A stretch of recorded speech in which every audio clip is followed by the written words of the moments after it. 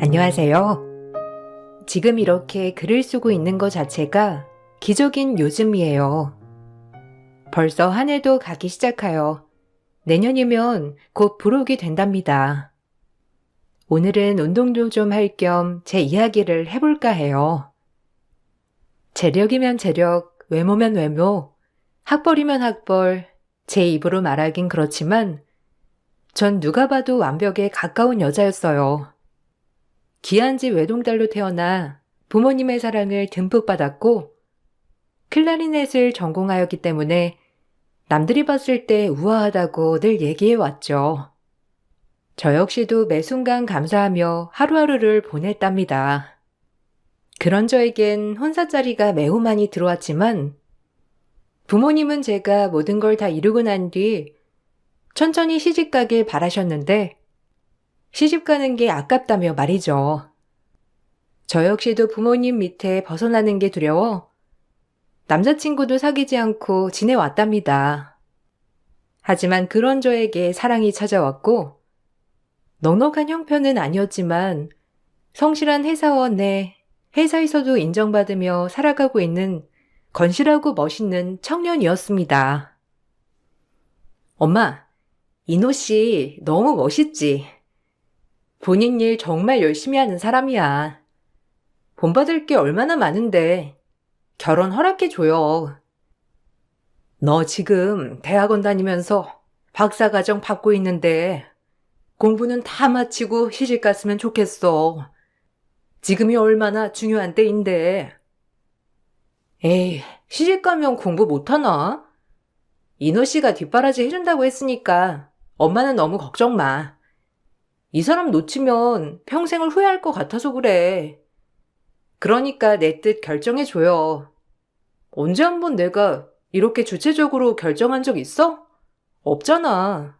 부탁이야.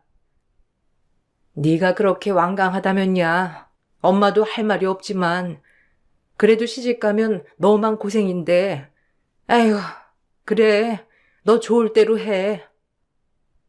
음대를 나와 박사 과정을 받고 있는 저에게 엄마는 모든 것을 끝마치고 시집을 갔으면 좋겠다고 했지만 전 하루라도 빨리 남자친구와 살림을 합치고 싶었어요.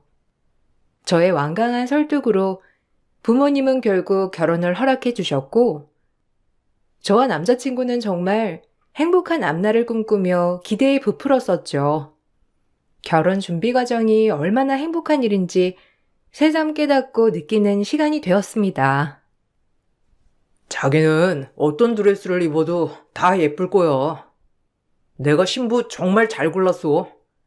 당신같이 세상에 완벽한 여자가 또 있을까? 에이, 너무 비행기 띄운다.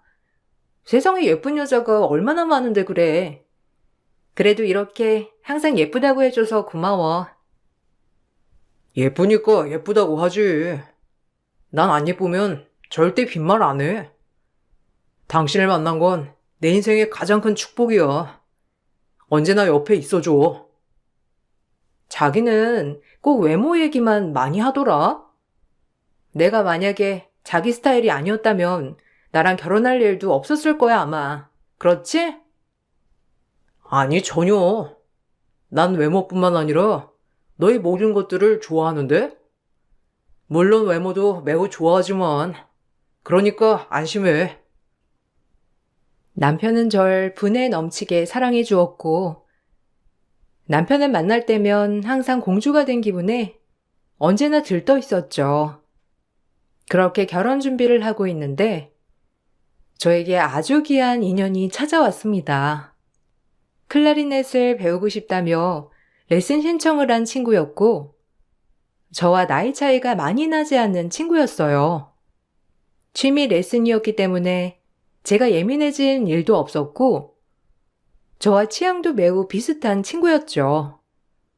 어찌나 죽이 잘 맞는지 이렇게 성인이 되어서 알게 된 인연 중에 정말 손꼽아 몇 안 되는 소중한 인연이라고 자부했어요. 언니한테 레슨 받는 날이 기다려져요. 결혼 준비 중이시라고 했죠? 너무 부러워요. 사랑하는 사람을 만나서 결혼한다는 게 얼마나 큰일인지. 진짜 언닌 모든 걸 다 가졌네요. 그리고 착한 성품까지. 진짜 본받을 게 많은 언니라니까요. 제가 더 잘할게요. 에이, 아니야. 얼마나 호당미가 넘치는데. 좋게 봐줘서 고마워. 그나저나 취미라고 하기엔 너무 잘하는 거 아니야? 조금만 더 일찍 시작했으면 전공자 할 수도 있었겠다. 외모도 너무 아름다운 게 클라리넷이랑 잘 어울려. 이건 빈말 아니야. 에헤, 고마워요, 언니. 예쁘단 말 언니한테 처음 들어보네요. 사실 다 뜯어고친 거거든요. 워낙에 외모 콤플렉스가 심했어서. 어머, 정말? 되게 자연스럽게 잘 됐다. 그리고 성형이 뭐가 어때서 잘만 되면 좋은 거지. 너무 예쁘게 잘 됐는데? 어디 가서 얘기 안 해도 되겠어. 분명 본판도 엄청 귀여웠을 거야. 분명하지. 내가 장담해. 그리고 현재가 중요하니까 좋은 거지. 취미 레슨을 하던 친구와 가까워져서 서로의 말 못할 고민까지 털어놓는 사이가 되었고, 동생은 외모의 콤플렉스로 인해 저에게 전신 성형을 하였다고 했지만, 제가 보기엔 마음씨도 그렇고 성격까지 너무 좋은 친구였죠. 저에겐 그런 부분이 전혀 나쁘게 다가오지 않았고, 저와 개인적으로 친해지게 되자 제 남편 될 사람까지 종종 모여 셋이서 밥을 먹는 날도 종종 있었습니다. 제가 좋아하는 사람들끼리 만나니 제일 행복하면서 만족스러웠고, 이 행복이 지속되길 바랬어요. 아유, 이렇게 미인이 오실 줄 알았으면 더 좋은 레스토랑으로 모시는 건데, 자기 왜 얘기 안 했어? 자기만 오는 줄 알았네. 깜짝으로 데리고 온 거지.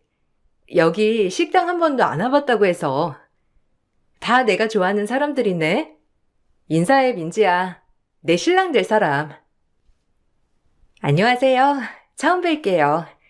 인성이 참 좋으시네요. 언니한테 클라리넷 취미 레슨 받고 있어요. 이렇게 만난 것도 좋네요. 역시 예쁜 사람들끼리 어울린다는 말이 틀린 말이 아니네. 어쩜 이렇게 끼리끼리 모일까? 반가워요. 자주 봐요.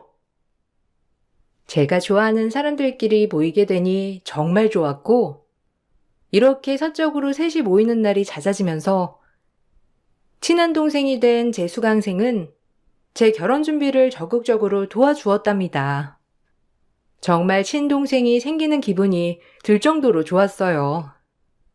하지만 동생은 과거 외모에 대해 트라우마가 있어서 가끔가다 공황 발작을 일으키기도 하였는데, 정말 심히 걱정이 될 정도로 마음이 아팠죠. 언니, 나 폐소공포증 있거든. 엘리베이터는 언니 혼자 타야 할 것 같아. 걸어 올라갈게 나는. 미안해. 어머, 많이 심한 거야? 아니야. 같이 걸어 올라가자 그럼. 어떡해. 난 그것도 모르고. 괜히 높은 중으로 잡았네. 어쩌냐? 아니야, 괜찮아. 난 걸어 올라가는 거 익숙하니까 내 걱정 말고 언니 혼자 올라가. 알겠지? 미안해. 신경 쓰이게 해서. 동생은 폐소공포증 얘기를 하며 어린 시절 얘기를 해주었습니다. 너무 뚱뚱하고 못생긴 외모를 가지고 있던 동생은 늘 사람들의 안주거리처럼 입방아에 계속 올랐고, 심지어는 회사에서까지 왕따가 이어졌다고 했어요. 회사 내에서 가장 심하게 왕따를 당한 동생은 결국 마음의 상처를 입고 전신 성형과 함께 다이어트를 해서 지금의 모습으로 환골탈태를 했다고 했죠. 진짜 대단하다. 그러기 쉽지 않은데. 외모만 가지고 판단하는 게 얼마나 안 좋은 건데. 너무 고생했네. 이제 과거는 잊어. 고마워, 언니. 그렇게 말해줘서. 내가 진작에 언니 같은 사람을 만났다면 더 행복했을 텐데. 참 주변에 그런 사람이 없더라고. 늘 비판하고 비난하는 사람들만 있었어. 그래도 지금에서야 언니를 만나게 돼서 너무 기뻐. 나도 언니 편이 되어줄게. 그리고 사실 나 뚱뚱하고 못생겼을 때 언니 만났던 거 알아? 아마 언니는 못 알아보겠지만 그때 언니가 모르는 사이였음에도 내가 울고 있을 때 날 위로해줬어. 혹시 몇 년 전에 언니 학부 앞에서 울고 있던 나 기억해? 아마 언니는 기억 안 날 거야. 어머, 그게 너라고? 왜 기억이 안 나? 얼마나 서럽게 울던지. 지나가던 나도 마음이 아프더라. 너였구나. 얼마나 상처가 됐으면 그렇게 서럽게 울어. 그때도 귀여웠는데 참 네 마음의 상처가 그렇게 깊은지 몰랐어. 어쩌니? 그래서 언니한테 꼭 레슨 받고 싶었어. 언니랑 정말 가까워지고 싶었거든. 그래도 이젠 괜찮아. 멘털이 단단해졌거든. 동생은 저에게 무한정 고맙다고 했습니다. 사실 제가 마음에 우러나서 잘해준 것뿐인데 이렇게 고마워하니 제 마음이 더욱더 고마워지더라고요. 그리고 알고 보니 예전에 레슨을 마치고 집으로 가려고 학교에서 나와 주차장에 가던 중 길에서 울고 있던 제 눈엔 그저 귀엽기만 한 여자아이가 그 친구라는 사실에 놀라웠어요. 너무 서럽게 울어 제 마음이 더 아팠는데 그래도 이렇게 극복을 했다니 너무 다행이다 싶었고 보통 인연이 아닌가 싶은 게 정말 친자매처럼 느껴졌어요. 그런 귀한 인연을 얻은 것에 감사하고 전 결혼 준비에 박차를 가했습니다. 정말 행복하게 살 거라고 다짐하고 또 다짐했어요. 네가 드디어 내 신부가 된다니 너무 기쁘다. 평생 옆에서 떨어지지 않고 정말 잘해줄 거야. 영원히 우리 잘 살아보자. 어, 나도 잘할게. 우리 앞날을 축복해주는 이가 많은 만큼 아마 더 행복하게 살겠지. 항상 헌신적이게 나만 바라봐줘서 고맙고 사랑해. 저희는 그렇게 영원을 약속하고 결혼을 하였어요. 얼마나 행복한 신혼생활이었는지 이런 게 행복이구나 싶었답니다. 시댁에서도 절 극도로 예뻐했기 때문에 앞으로 이 행복이 영원할 것 같았고 남편도 저에게 정말 잘해주었어요. 하지만 이 행복이 영원할 것 같았던 찰나 전 불의의 사고를 당하고 말았습니다. 남편이 즐겨 타던 바이크를 같이 타다가 마주오는 차량에 뒤에 타 있던 제가 날아가게 되었고 그때부턴 기억이 나지 않아요. 일어나 보니 병원이었고 제 앞에서 부모님은 무척이나 슬프게 울고 계셨어요. 얼마나 누워 있었는지 가늠이 되지 않을 정도로 시간은 오래 지나 있었더라고요. 정신이 드는 거야? 아우, 감사합니다. 이렇게 살게 해주셔서. 엄마, 너 잘못됐으면 따라서 가려고 했어. 아휴, 고맙다. 엄마, 아빠, 죄송해요. 걱정 많이 했지? 근데 내 손이 왜 이래? 엄마, 이게 어떻게 된 거야? 어? 아휴, 큰 사고였어. 너 지금 이렇게 살아 숨쉬는 것만으로도 기적이라고 하더라. 손은 어쩔 수가 없었어. 방법이 없대. 한참이나 혼수 상태였던 제가 깨어나고 마주한 사실은 제 한쪽 손이 없어졌다는 사실이었어요. 절대 살리지 못한다는 얘기를 듣고 부모님은 절단에 동의하였고 전 그렇게 평생 장애를 얻고 살아야 했습니다. 악기를 하던 손이었기 때문에 전 그렇게 사랑하던 클라리넷을 포기해야 했어요. 이제 손이 없어진 이상 클라리넷을 하지 못하게 되었거든요. 엄마 아빠는 그래도 이렇게 살아준 것만으로도 고맙다고 했지만 한순간에 비장애인에서 장애인이 된 저 역시 혼란스러웠습니다. 그리고 그 혼란은 저만 온 게 아니라 제 남편까지 같이 왔고요. 중상을 입은 저와는 달리 가벼운 경상만 입었던 남편은 치료 후 바로 퇴원을 했었고 그렇게 제가 깨어나길 기다렸다고 했어요. 제 손이 없어진 걸 알게 된 후 남편 또한 큰 충격을 받았다고 했고 부모님은 제가 상처받을까봐 얘기는 안 하셨지만 그 얘기를 들은 후부터 남편은 병원에 단 한 번도 오지 않았다고 나중에 가서 얘기해 주셨어요. 하지만 그땐 괘씸을 따질 겨를도 없이 그저 저 하나만 깨어나길 바라고 바랬던 날들이었죠. 아휴, 도움이 필요하면 꼭 연락해. 엄마가 달려갈게. 좀 집에서 쉬다가 가라니까. 하긴 너희 집이 이젠 거기지만. 아니야. 그래도 이제 적응해 봐야지. 이 사람도 있고 하니까 너무 걱정 마요. 나 씩씩하잖아. 긍정적으로 생각할 거야. 힘들면 당장 전화해. 참을 필요 없어. 우리도 이렇게 힘든데 당사자는 어떻겠어? 자네도 좀 힘써주게. 미안하고 고마워. 아니면 애초에 그냥 우리 집으로 들어오는 게 어떤가? 아무래도 젊은 사람이 갑자기 모든 걸 건사한다는 게 쉽지 않잖아. 뭐 어쩌겠어요. 제 팔자인걸. 뭐 저한테 많은 걸 바라진 마세요. 장인어른 말씀대로 제가 뭘 할 수 있겠습니까? 여하튼 뭐 제가 알아서 할게요.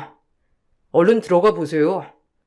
이 시간에 길 막히는 시간이라 얼른 저희 먼저 가볼게요. 아, 빨리 따라와. 자네, 진짜 미안해. 아니, 고맙고. 우리 딸 잘 돌봐주길 바랄게. 혹시라도 어려운 거 있으면 당장 연락 주고. 연락 주시면 뭘 해주실 수 있는데요? 아, 저도 지금 너무 혼란스러우니까 두 분도 좀 가만히 계세요. 가자. 병원 지겹다. 엄마, 연락할게요. 당신도 엄마 아빠 가는데 인사 좀 잘 드려. 그래도 엄마 아빠가 이렇게 나 병간호 해주신 건데. 당연히 딸이 불구가 됐는데 이 정도도 안 하는 부모님이 계시냐? 아, 시끄럽다. 나 진짜 지치니까 빨리 가자고. 남편의 처음 보는 태도에 기분이 안 좋았지만 남편 또한 지금은 제정신이 아닐 거라고 생각했고 부모님도 이해하시는 것 같았고요. 하지만 얼굴엔 수심이 그득했는데 더 이상의 불만을 만들면 가등이나 심적으로 힘든 부모님이 더 힘드실까봐 입을 꾹 다물었죠. 그리고 퇴원 후 신혼집으로 돌아오는 차 안 남편은 아무 말이 없었습니다. 날 그동안 너무 걱정해서 놀랐나 싶기도 했고 이렇게 손이 한쪽 없어지고 나니 변했나 싶은 것이 별의별 생각이 다 들었어요. 하지만 제 생각은 조금도 벗어나지 않았고 남편은 정확히 그날부터 제가 알던 모습과는 전혀 다른 사람으로 절 대하기 시작했어요. 정말 처음으로 그런 모멸감도 느껴봤습니다. 저와 결혼한 이유가 온전히 외모 때문이라고 생각이 들 정도로 남편은 정말 하루아침에 다른 사람이 되어 버렸거든요. 늘 공주처럼 대해주던 옛날과는 다르게 절 업신여기고 모욕을 주는 일이 허다했고 그런 모습을 견디기가 힘들었어요. 이제 장애인이면 연금 나오잖아. 빨리 등록해야겠다. 연금이라도 받아야지. 주차 같은 것도 혜택 보게. 아, 내가 장애인 남편이 되다니. 진짜 인생 모른다더니 왜 하필? 그리고 하필이면 이렇게 눈에 보이는데 장애가 있을 게 뭐냐 진짜? 뭐? 지금 태어난 사람한테 너무 막말하는 거 아니야? 위로해주지는 못할 망정. 내가 알던 사람 맞나 싶어, 정말. 나도 위로받아야 될 판국에 널 위로해야겠냐 내가? 어떻게 보면 분하고 억울한 건 나야. 널 어떻게 이제 데리고 다녀? 말 다 했어? 막말로 당신이 그날 드라이브만 가자고 안 했어도 이런 일이 생기냐고. 왜 오토바이를 끌어가지고는. 내 탓하는 거냐? 그래, 너도 누구라도 탓하고 싶겠지. 그렇지만 그건 네 운명이지. 나 보면 멀쩡하잖아. 네 팔자라고 그게. 어떻게 나한테 그렇게 말을 할 수가 있어? 당신 진짜 그동안 어떻게 참았냐? 이런 막말 못해서 아주 공주대접만 해주더니. 그래서 지겨웠어 나도. 지가 무슨 진짜 공주라도 되는 것처럼 예쁘다 예쁘다 해주니까 좋아가지고. 손 없는 공주도 봤냐? 하녀도 못할 거야. 손이 없으니. 됐고, 신랑이 하지 말자. 나 지금 가뜩이나 앞으로 어떻게 해야 할지 막막하거든. 건드리지 마. 남편의 막말에 정말 상처를 많이 받는 나날이었고 더 이상 참을 수 없는 지경에 이르렀을 때였죠.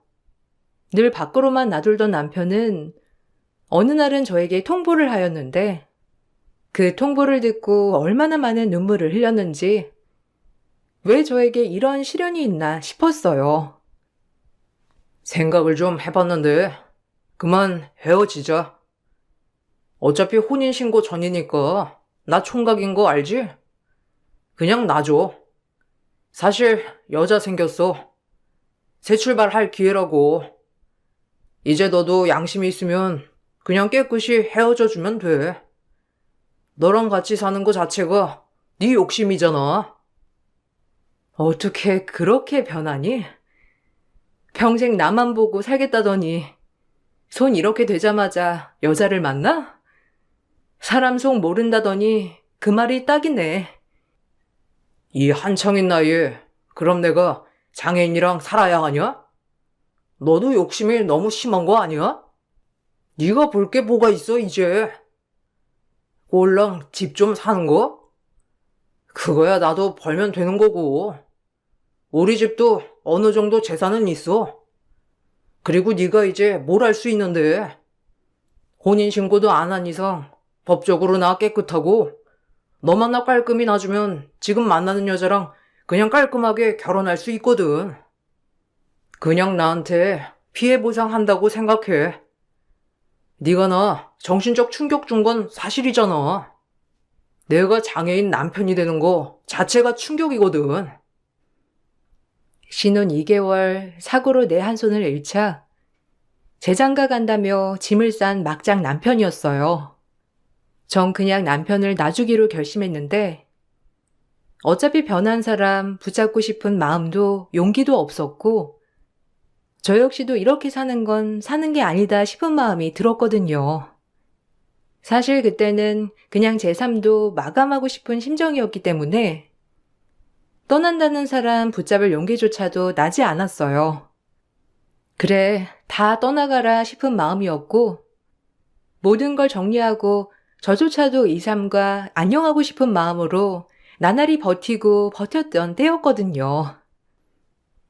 그래, 헤어지자. 당신 말대로 우린 법적으로 깨끗한 사이니 당신 붙잡지 않을게. 대신 나한테 죄책감은 가지고 살아. 네가 나한테 미안해 해야지. 내 인생 이렇게 예기치 못하게 몰아넣었으니 말이야. 다신 볼 일 없도록 하자. 피차 뭐 엮인 게 없으니 그냥 몸만 헤어지면 되는 거니까. 그 손으로 뭘 하진 못하겠지만 그래도 하나뿐인 딸 부모가 내버려두진 않겠지. 하루아침에 이렇게 바뀔 사람을 내가 잘못 알아본 거지. 누굴 탓하겠어? 내 발등 내가 찍었지. 그래, 당신도 잘 살아. 뭘 말이 많아. 됐고. 그래도 내가 참고 너랑 살려고 했다는 것만 알아도. 근데 절대 참아지진 않더라고. 말이 되냐? 겉모습이 멀쩡해야 어딜 데리고 다니더라도 데리고 다니지. 난 하자 있는 것들은 절대 못 참아지더라고. 남편은 끝까지 저에게 미안하다는 말 한마디 하지 않았고 온갖 멸시와 조롱을 하였어요. 그리고 저희는 서로 사랑하고 변치 말자고 다짐하였지만 이렇게 허무하게 헤어졌습니다. 남편과 헤어짐의 아픔보다는 솔직히 갑자기 장애인이 되었다는 사실이 저를 더욱 힘들게 하였고 제가 몸이 안 좋아지고 클라리넷을 할 수 없게 되자 주변 지인들은 하나둘 떠나기 시작하더라고요. 애초에 그렇게 저에게 잘해줬던 사람들도 늘 제 옆에서 힘이 돼주던 친구들도 안타까움만 할 뿐 사실상 하나둘 떠나갔어요.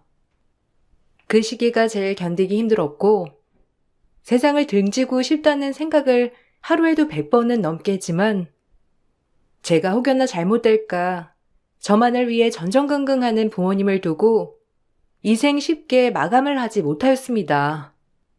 그렇게 억지로 사는데 엄마가 기분 전환을 시켜준다며 백화점에 가자고 하더라고요. 한사코 거절을 했지만 노력하는 엄마를 위해 밝은 척 웃으며 백화점에 가게 됐어요. 네가 어떻게 여기에...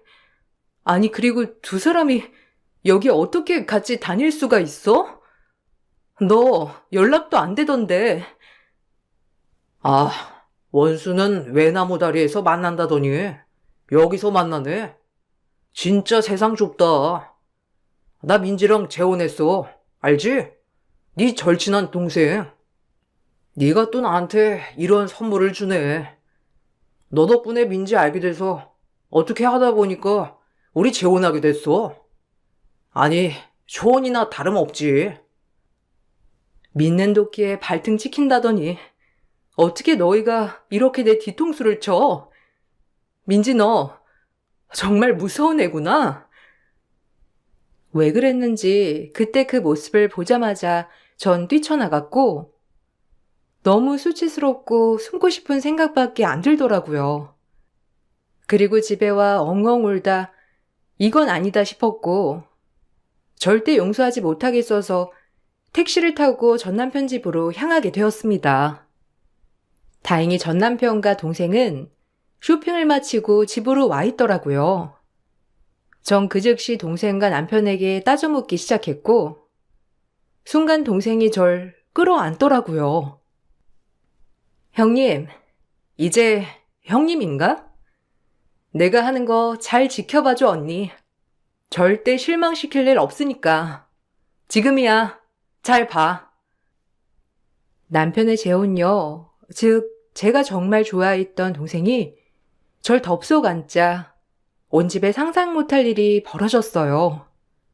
남편 또한 재혼녀가 절 끌어안으니 놀랬고 그때부터 재혼녀가 내뱉는 말들은 저와 전 남편의 입을 다물지 못하게 하였답니다. 정말 기갈나는 말이었죠. 이제 정체를 밝힐 땐가? 언니한테 연락 안 그래도 먼저 하려고 했는데 언니가 나한테 속은 게 아니라 당신이 나한테 속은 거야. 알아? 재혼? 초혼? 웃기고 있네. 넌 나한테 노란한 거라고. 나 모르겠어? 유민지. 아니, 전 이름은 유성은. 당신 회사의 그 뚱순이 유성은. 당신이 매일 회사 사람들이랑 모여서 내 욕하고 나 조롱하고 그렇게 한 거 기억 안 나? 뭐? 유성은? 그 뚱녀 말하는 거야? 거짓말 마. 얼굴이랑 몸이 이렇게 다른데 무슨 네가 유성은이라는 거야? 회사에서 당신이 주도하는 그 집단 따돌림에 상처받고 죽기 살기로 다이어트와 전신 성형했어. 그리고 복수를 꿈꿨지. 원수는 외나무다리에서 만난다던가? 하필 내가 좋아하는 언니의 예비 남편이더라고, 네가. 언니 때문이라도 복수를 접어야 하나 싶었어. 언니를 너무 좋아하니까. 근데 웬걸? 너랑 언니 사고 소식 듣고 언니 이렇게 되고 나서 네가 어떻게 할지 지켜봤어. 근데 역시나 넌 외모를 제일 중요시 여기니까 그렇게 사랑한다던 언니를 가차없이 버리더라? 그리고 난 결심했지. 언니를 위해서, 그리고 과거의 날 위해서 널 가만두지 않겠다고 말이야. 그리고 당신이 결혼 선물로 이 집도 내 명의로 해줬지 아마? 고마워. 잘 받을게. 당신 때문에 전신 성형하고 마음의 상처를 받은 거에 비해 세 발의 피지만 위자료라고 생각하지 뭐. 또 차 사줘서 고맙고. 그래도 외제차라 그런지 꽤 값이 나간단 말이야. 이제 넌 나한테 버림받은 거야. 가차없이. 남편은 경악하며 말을 잇지 못하였고 저 역시 말을 잇지 못했습니다. 그 동생은 저와 동생의 복수를 위해 남편과 제가 헤어지는 틈을 타 남편에게 접근했고 외모가 우선인 남편은 예쁜 동생을 보고 다시금 결혼을 결심했던 거였죠. 본인은 호적상 깨끗하지만 재혼인 걸 감안하여 집이며 차며 아주 갖다 바쳤고 말이에요. 그리고 동생은 모든 걸 본인 명의로 해놓은 뒤 남편을 제가 보는 앞에서 뻥하니 차버렸답니다. 정말 대반전이었고 눈물이 와르르 쏟아졌어요. 남편 또한 소리를 질렀고 말이죠. 니네 쌍으로 짰지? 날 갖고 놀아? 집이랑 차 당장 내와. 절대 못 줘. 너도 나 속였잖아, 이 뚱녀야. 네가 개였어? 난 속인 적 없어. 당신이 의심하지 않았을 뿐이지. 마음대로 해. 당신이 원해서 집도 차도 다 해줘놓고 이제 와서? 언니한테 주는 위자료라고 생각해. 네가 오토바이만 타자고 안 했어도 언니가 이 지경이 됐겠니? 그래놓고 양심이 있어야지. 미안해하지는 못할 망정 인성 안 변하지? 나이 처먹고 회사에서 정치질이나 하는 너 같은 놈이 변하겠냐? 언니는 너한테 아까운 존재야. 이 쓰레기만도 못한 인간아. 언니, 가자. 절대 이 인간이랑 다신 엮이지 마. 언니가 100배 1000배 아까우니까. 이게 다 무슨 소리야? 그럼 네가 성형 전에 널 힘들게 했다던 인간이 저 인간이었어? 그때 내가 알아봤어야 했는데 왜 말하지 않았어? 외모만 중시하는 인간인 줄 알았으면 애초에 만나지도 않았을 거야. 얼마나 힘들었니, 이 바보야.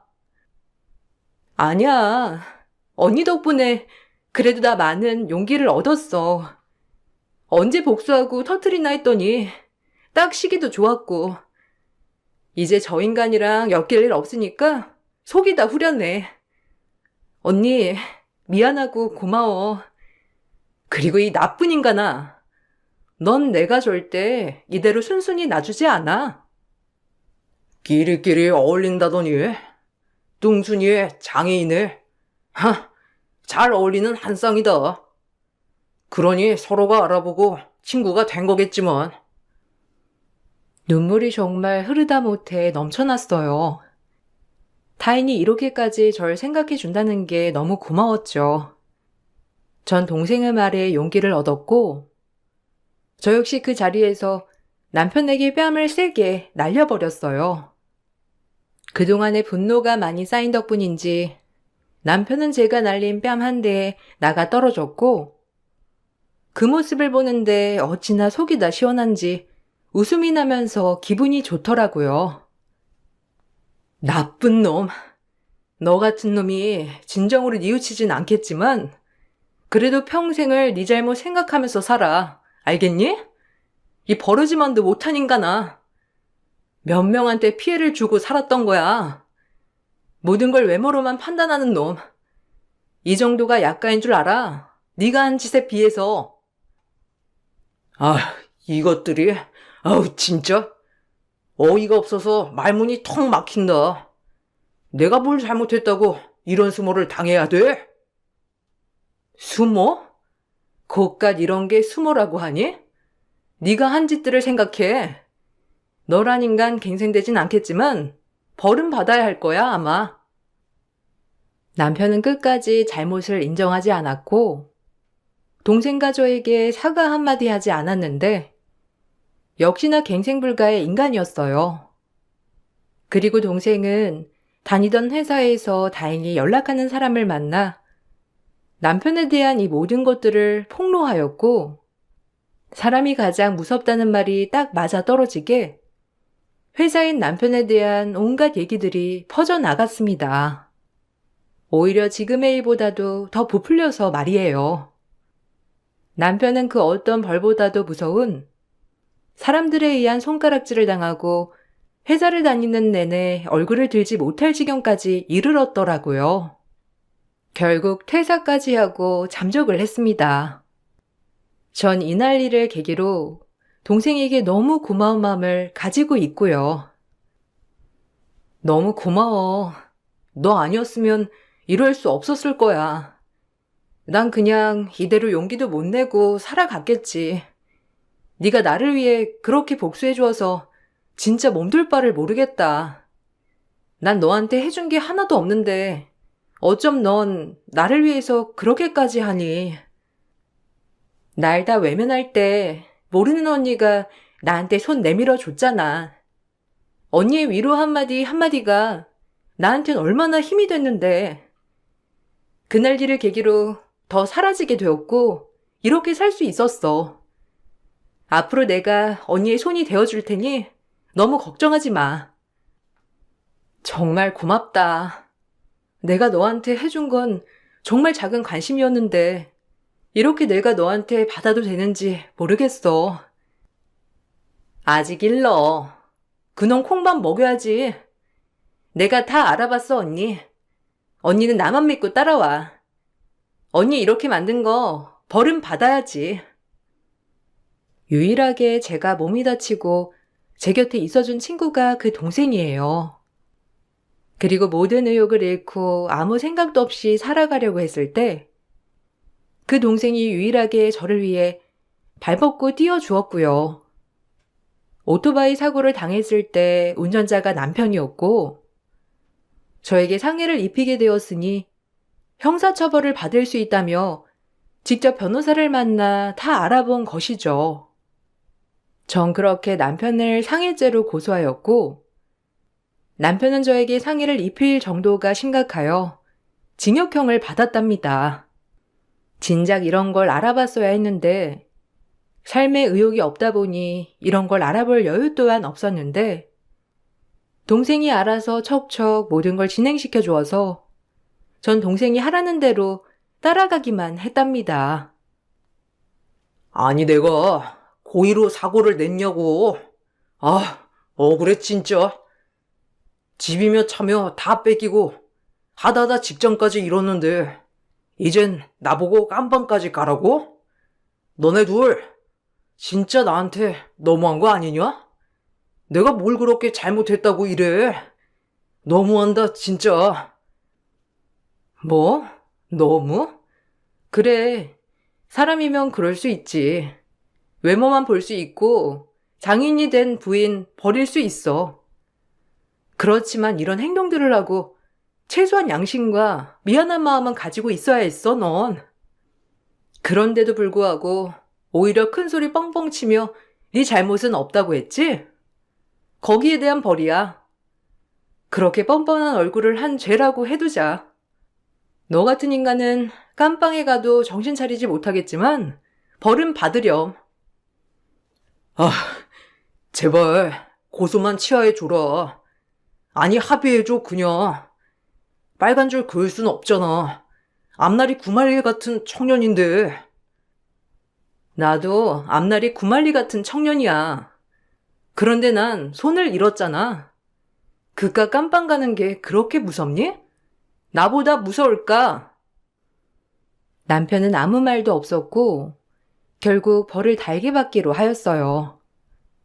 마지막 쟁판에서 얼마나 울던지 참 인간이란 저렇게 나약한 존재면서 이기적인 존재구나 라고 생각을 하게 되었죠. 그리고 모든 걸 다 포기하려고 했을 때 유일하게 제 편에 서서 정말 도와준 은인이나 다름없는 동생과 아직도 자주 만나고 있어요. 지금은 의수를 차고 지내 많이 적응을 하여서 남들이 보기에 가끔 의수인 줄 모를 때도 있어요. 모든 게 완벽했던 내 인생에 이런 일이 일어날 줄은 정말 몰랐지만 인생은 한치 앞을 모른다는 말이 사실이더라고요. 비록 예전과의 삶과 지금의 삶은 정말 많이도 달라졌지만 그래도 지금은 나름의 행복을 찾아 살고 있어요. 그렇게 살다 보니 행복이 무엇인지 조금은 알 것 같은 요즘이랍니다. 지금 이 글을 쓰기까지 5박 6일이 걸렸네요. 남들에겐 쉬워 보일지라도 저에겐 정말 큰 시간과 용기가 필요했답니다. 부디 재미있게 들어주셨길 바라며 이만 글을 마칠게요. 감사합니다. 안녕하세요. 저는 인천 송도에 살고 있는 30대 초반 여자입니다.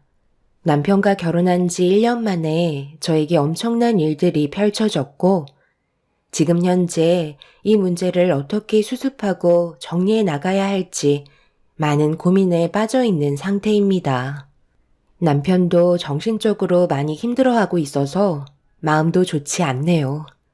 결혼한 지 한 3개월 정도 되었을 때 어느 날 시어머니가 주말에 연락도 없이 저희 집에 찾아왔어요. 남편과 저는 다른 계획을 가지고 있었기 때문에 난감한 상황이었습니다. 그런데 양손 가득히 무언가를 들고 오셨더라고요. 남편이 시모의 짐을 들어주면서 보자기에 쌓여져 있던 내용물을 확인해 보니 여러 가지 음식들이 한가득 준비해서 오신 거였어요. 평소에 남편이 좋아하는 음식이라며 매일 먹다가 안 먹으면 허전하고 생각날 것 같아 걱정되는 마음에 이왕 온 김에 두고두고 먹으라면서 꽤 많은 양을 준비해 오셨습니다. 당연히 시모의 마음을 모르는 건 아니었지만 저도 남편의 아내로서 충분히 음식을 만들 수 있는 상황이고 남편이 시모가 만들어준 음식을 먹고 싶다고 한 적도 없기 때문에 솔직히 연락도 없이 무작정 찾아오셔서 식사 준비를 하시는 시모의 행동이 좋은 것만은 아니었어요. 남편은 일정이 있어서 나가봐야 한다고 했지만 시모는 한 숟갈이라도 뜨고 나가라며 아침부터 난감하게 만들었습니다. 레스토랑을 예약해 놓은 터라 어떻게 해야 할지 몰라 아무 말도 하지 못하고 있는데 남편이 그날 일정과 함께 점심을 예약한 곳에서 먹어야 한다고 얘기하자 시모가 기분 나빠하실 줄 알았는데 예상했던 거와 달리 다른 반응을 보여주셨습니다. 시모도 저희의 일정에 같이 따라가겠다며 싸우신 음식들을 냉장고에 집어넣기 시작하셨어요. 남편은 어떻게 해야 할지 몰라 제 눈치를 보고 있었지만 저 또한 당황한 상태라 난감한 표정으로 아무 말도 하지 않고 있었어요. 보름 전부터 모든 일정을 준비한 1박 2일의 계획에 차질이 생긴 터라 기분이 별로 좋지는 않았습니다. 아무리 시어머니라도 전화 한 통은 해줄 수 있는 거고 저희의 일정을 확인하신 후에 오실 수 있는 건데 시모가 하고 싶은 대로 행동하시려는 부분들이 서운하게 다가왔었습니다. 내가 너희들 따라가겠다고 하니까 싫은 거니? 나도 바람 좀 쐬고 싶어서 그런 건데 같이 가면 안 되는 거야? 엄마, 연락 한 통 정도는 주실 수 있으신 거잖아요. 그리고 오늘은 저희가 꽤 오랫동안 계획을 했던 일정들이고 추가 예약이 안 되는 상태라 이번에는 어쩔 수 없어요. 다음에 제가 따로 일정 잡을 테니 그때 같이 가면 좋을 것 같은데요? 지금까지 힘들게 키워놨더니 결혼했다고 엄마는 이제 찬밥 신세인 거야? 너희 아버지는 건강도 안 좋아지셔서 맨날 누워서 일어날 생각도 없이 오늘 내일 하고 있는데 수발 들면서 고생하고 있는 엄마를 한 번이라도 신경 썼으면 너희 둘이 여행 일정을 잡진 않았겠지. 아들, 네가 결혼하고 분가한 상태라 그 빈자리가 엄마는 아직까지 적응이 되지 않고 있는데 너는 아주 살만하니? 이래서 자식 새끼 키워봤자 아무 소용 없다고 하는 건가 보다. 엄마는 무조건 따라갈 테니까 너희들이 일정 새로 잡든지 해라. 여기까지 먼 길 오는 동안 음식 식을까봐 서둘러 왔는데 고생했다는 한마디 해주기는커녕 오히려 내가 너희 집에 와서 방해만 되고 불편하다는 듯한 표정이나 보이고. 세아가 너도 그러는 거 아니다. 시애미가 어느 정도 눈치를 줬으면 빈말이라도 같이 가자고 할 수 있는 거지. 표정 관리 안 돼서는 대놓고 싫다는 얼굴을 하고 있니? 어머님, 그게 아니라요. 연락 한 번만이라도 주셨으면 저희도 계획에 차질이 생기지 않았겠죠. 어머님도 저희가 얼마나 바쁜지 알고 계시잖아요. 쉬는 시간 없이 계속해서 일만 해왔는데 저희 입장도 생각해 주셔야죠. 가시겠다면 어쩔 수 없지만 몸도 제대로 못 가누시는 아버님은 어떡하고요. 너무 갑작스러워서 저희도 현재 어떻게 준비를 해야 할지 모르겠어요. 나중에 따로 계획해서 좋은 곳으로 모실 테니 이번은 저희 입장도 좀 생각해 주세요. 지금 서둘러 출발해야 예약해 놓은 스케줄에 지장이 없는데 제가 봤을 때 예약한 시간에 도착하지 못할 것 같아요. 돈도 지불한 상태인데 안 갈 순 없잖아요. 그래, 알았다. 너희들 둘이서 재미있게 놀다가 오거라. 나는 혼자서 일어나지도 못하고 있는 노인네 수발이나 들어야겠다.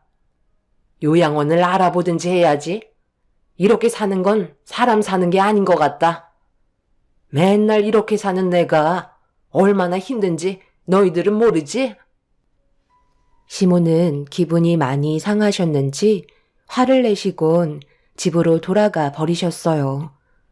저희도 같이 가면 당연히 좋겠지만 출발 직전에 집에 들어오신 거라 예상하지 못한 돌발 상황이라 당황스러웠었죠. 남편은 어쩔 수 없는 상황이기 때문에 너무 심각하게 생각하지 말라며 서둘러 움직이고 있었어요. 하지만 출발 전에 시모와 한바탕 난리가 났던 터라 1박 2일 동안의 여행 일정 동안 마음 편히 다녀올 수가 없었죠. 남편은 주말에 한번 시댁에 가서 시부모님과 함께 외식하면서 기분 좀 풀어드리려고 생각하고 있었고 저 또한 그렇게 하는 게 좋을 것 같아 남편의 계획에 동의했습니다. 다가온 주말에 남편과 함께 시댁에 들려 시어머니께 인사를 드린 뒤 저희가 준비한 작은 선물을 꺼내들자 시모는 며칠 전에 있었던 일들에 대해 금세 잊으셨는지 활짝 웃고 계셨어요. 다행히 기분 좀 풀어지신 것 같아 분위기 좋게 넘어가고 있는데 잠깐 화장실에 가려고 자리에서 일어나자 시모가 저를 뒤따라 오셨고 화장실에서 나온 저를 기다리셨는지 따로 대화하길 원하셨습니다. 너 지금 내가 기분이 풀렸다고 생각하는 건 아니지? 조금도 풀어지지 않았고 아직까지 너희들한테 서운한 게 한 트럭은 된다. 그런데 왜 전부 잊어버린 듯이 웃으면서 너희를 반겨줬는지 아니? 너희 시애비가 가족끼리 싸우는 걸 제일 싫어하거든. 그럼 어머님께서 그이한테 보여주었던 모든 것들이 전부 다 가식이셨다는 거예요? 왜 마음에도 없는 표현을 굳이 하시는 거죠? 그럼 내 아들 앞에서 인상 쓰고 있어야 되겠니? 저 노인네가 지금 몸도 안 좋은데 괜히 신경 쓰이게 해서 이득 볼 게 뭐가 있겠어? 그리고 내 아들한테 물어보니까 얼마 전에 만들어뒀던 음식들 전부 다 먹었다며? 그래서 돌아오는 월요일 한번 들릴 테니 그런 줄 알고 있어라. 내 아들 먹일 밥은 내가 할 테니 현관문 비밀번호 바꾸면 그땐 그냥 넘어가지 않으마. 내 말이 무슨 뜻인지 알아먹었지? 괜히 너랑 내가 개인적으로 지금 나눈 대화들 쓸데없이 주둥이 놀리면 어떻게 되는지 알지? 머리채 잡히고 싶지 않다면 그냥 조용히 입 다물고 있거라. 시모는 저에게 조금도 의견을 물어볼 생각도 없으셨는지 일방적으로 시모가 하고 싶은 대로 움직이겠다는 말을 아무렇지도 않게 뱉으셨습니다. 저는 그 순간 기분이 나쁘거나 서운했던 것보다 남편과의 결혼에 대해 후회하게 되는 마음이 먼저 들게 되었어요. 그만큼 시모가 저에게 뱉은 한마디는 상당한 스트레스를 안겨주었고, 시모는 그날 이후 돌아오는 월요일 새벽같이 저희 집 현관문 비밀번호를 입력한 뒤 집으로 들어오셨습니다. 설마 했는데 직접 몸을 움직이시는 시모의 행동이 시작되는 월요일부터 기분을 상하게 만들었고, 남편도 시모가 새벽부터 신혼집에 찾아와 주방에서 시끄럽게 움직이는 소리에 잠에서 깬 남편은 시모에게 뭐 하시는 거냐고 상당히 불편하다는 듯 짜증을 내기 시작했습니다. 예상했던 일들이 눈앞에 펼쳐지고 있었죠. 엄마, 지금 뭐 하시는 거예요? 제가 연락하고 와달라고 몇 번이나 부탁드렸는데 저를 완전히 무시하는 거예요? 새벽 5시에 저희 부부 말고도 지금 다른 집에서도 자고 있는 사람들이 한두 명도 아닌데 시끄럽게 움직이셔야겠어요? 다 너 생각해서 그렇지. 너 아침 안 먹으면 속쓰려 하잖니. 그리고 새아가가 아직까지 네가 어떤 패턴으로 살아왔는지 모든 걸 알지 못하기 때문에 적응할 수 있는 시간을 벌어주는 건데 너무 안 좋게만 바라보면 엄마 입장이 난처하잖니. 새벽부터 얼굴 붉히지 말고 더 눈 좀 붙여라. 아침상 준비되면 그때 깨워줄 테니. 새아가 뭐하고 있어? 내 아들 데리고 방으로 들어가지 않고. 시모는 저희 부부를 방 안으로 다시 들여보낸 뒤 주방에서 혼자 음식 준비를 하고 계셨어요. 남편이 출근하려면 시간이 남았기 때문에 눈 좀 붙이고 있으라는 말을 하셨지만 시모가 주방에서 일을 하고 계시는데 어느 누가 두 발 뻗고 잠을 잘 수가 있겠어요. 남편은 짜증 섞인 얼굴로 침대에 다시 누웠지만 저는 며느리의 입장이라 시모의 일손을 도와드릴 수밖에 없었습니다. 시모는 남편이 방으로 들어간 걸 확인한 뒤에 저에게 아침상을 준비시키면서 또 다시 잔소리를 늘어놓기 시작하셨습니다.